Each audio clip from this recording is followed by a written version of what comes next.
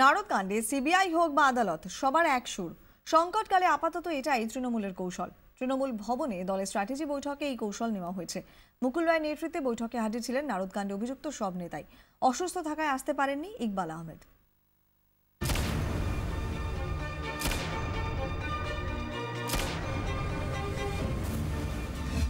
বুধবার দুপুরে আইনমন্ত্রী মলয় ঘটককে পাশে রেখেই নারদকাণ্ডে অভিযুক্ত 12 জনকে নিয়ে বৈঠক করলেন মুকুল রায়। অভিযুক্তদের কি স্ট্র্যাটেজি হবে তা নিয়ে বৈঠকে বিস্তারিত আলোচনা হয়। এই অস্বস্তিকর পরিবেশ থেকে মুক্তির জন্য প্রতিরোধের জোড়া কৌশল নিচ্ছে তৃণমূল।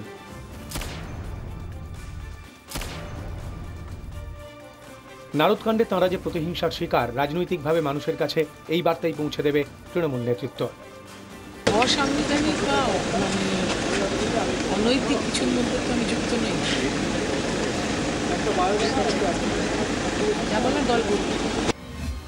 আইনি বিষয়ে রীতিমতো আঁটঘাট বেঁধেই এগোতে চাইছেন তৃণমূল নেতারা। আগাম জামিনের আর্জি জানানোর ঝুঁকি নিতে চাইছেন না কেউই, বরং সিবিআইয়ের সঙ্গে সহযোগিতার সিদ্ধান্তই নেওয়া হয়েছে। ঠিক হয়েছে, কেন্দ্রীয় গোয়েন্দা সংস্থা তলব করলেই যেতে হবে।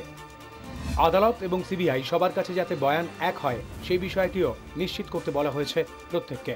তবে অভিযুক্তদের একাংশের মত এফআইআর চ্যালেঞ্জ করা হোক, যদিও এফআইআর চ্যালেঞ্জ করা উচিত হবে না বলে মনে করছে অন্য অংশ।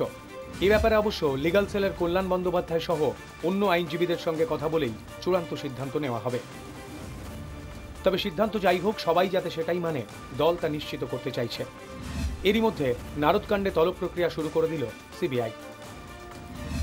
প্রথমেই ডাকা হয়েছে ম্যাথু স্যামুয়েলের কলকাতার চালক ইসমাইলকে।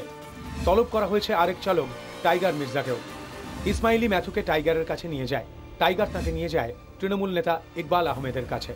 সূত্রের খবর, ইকবালই ম্যাথুকে বাকি সব নেতাদের কাছে নিয়ে যান।